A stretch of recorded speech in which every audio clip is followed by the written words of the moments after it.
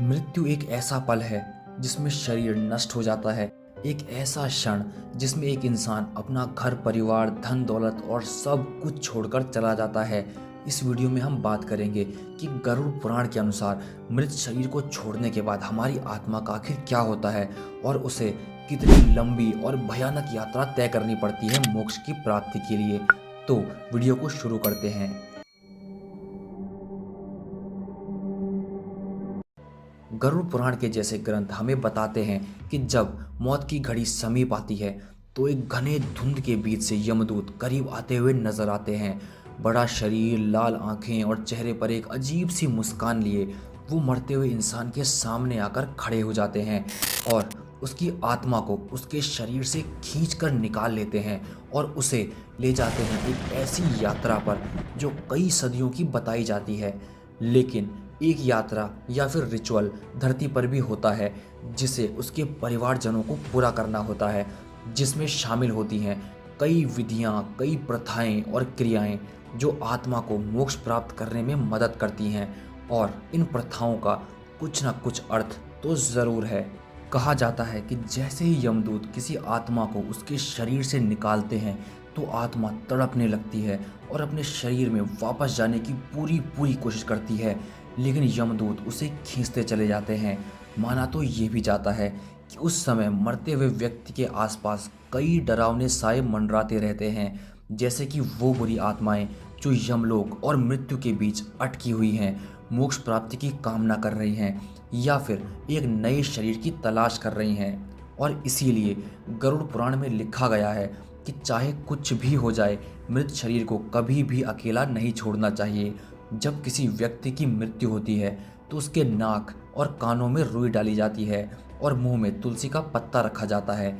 ये सब इसलिए किया जाता है ताकि शरीर की शुद्धि हो और कोई भी आत्मा उस मृत शरीर में वापस ना घुस पाए, और इसे ही अंतिम संस्कार कहा जाता है।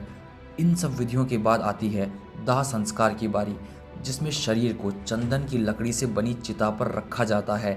परिवार के सारे लोग उसे घेर कर खड़े हो जाते हैं, जिसके बाद परिवार का सबसे बड़ा बेटा या सबसे करीबी पुरुष रिश्तेदार अंतिम क्रिया करता है, यानी चिता को अग्नि देता है। जैसे जैसे आग मृत शरीर को जलाती है तो ऐसा माना जाता है कि आत्मा अपने धरती के बंधन से मुक्त हो जाती है।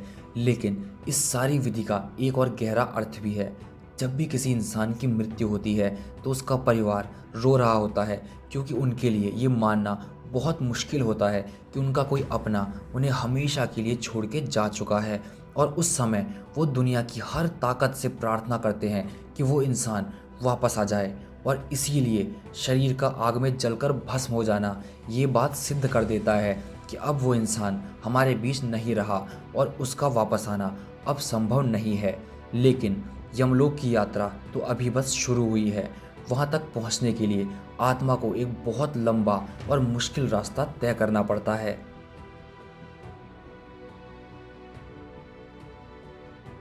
एक धीमी और कांपती हुई आवाज में एक मृत आत्मा चिल्लाती है।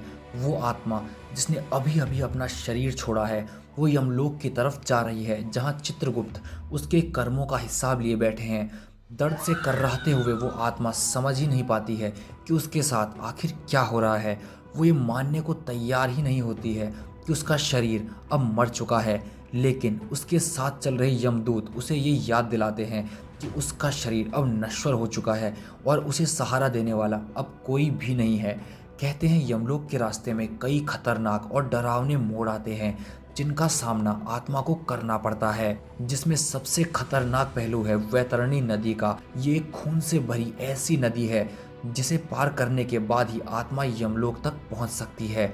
माना तो ये जाता है कि इस नदी को पार करने में आत्मा को 13 दिन का समय लगता है, और 13 दिन तक चलते चलते आत्मा दिन ब दिन कमज़ोर होती जाती है और अपनी सारी शक्ति धीरे धीरे खोने लगती है। और कई बार इसी वजह से आत्मा कभी भी ये यात्रा पूरी नहीं कर पाती है और इसी वैतरणी नदी के बीच में फंस जाती है। और इसी चीज़ से बचने के लिए एक प्रथा निभाई जाती है जिसे कहते हैं पिंडदान। ये एक ऐसी विधि है जिसे अगर ना किया जाए तो आत्मा पृथ्वी और यमलोक के बीच में ही फंस जाती है और मोक्ष प्राप्त करने का मौका हमेशा हमेशा के लिए खो देती है। गरुड़ पुराण में कहा गया है कि यमलोक के मार्ग पर 16 अलग अलग गांव पड़ते हैं और हर एक गांव में यमदूत कुछ समय के लिए रुकते हैं और इसी समय पर जो पिंड और जलदान हम 10वें, 12वें और 13वें दिन करते हैं वही आत्मा को इन जगहों में खाने और पानी के रूप में दिया जाता है और इसे खाकर ही आत्मा एक बार फिर अपनी कठिन यात्रा के लिए तैयार होती है। और इसीलिए कहा जाता है कि पिंडदान का हमारे धर्म में काफ़ी खास महत्व है। ये विधि आत्मा के लिए तो ज़रूरी है ही, लेकिन धरती पर मौजूद उसके परिवार को भी ये क्रिया 13 दिन तक एकजुट रखती है। सारे परिवार के सदस्य एक साथ आते हैं और समय बिताते हैं, जो गुजर गया है उसकी याद में कुछ अच्छी बातें करते हैं और ये सब एक परिवार को इस मुश्किल की घड़ी में एक दूसरे का सहारा बनाता है। महाभारत से जुड़ी एक कहानी के अनुसार सागर नाम का एक बहुत ही शक्तिशाली राजा हुआ करता था, जिसके 60,000 पुत्र थे। अपनी श्रेष्ठता सिद्ध करने के लिए एक दिन उस राजा ने 100 अश्वमेध यज्ञ करने का फैसला किया।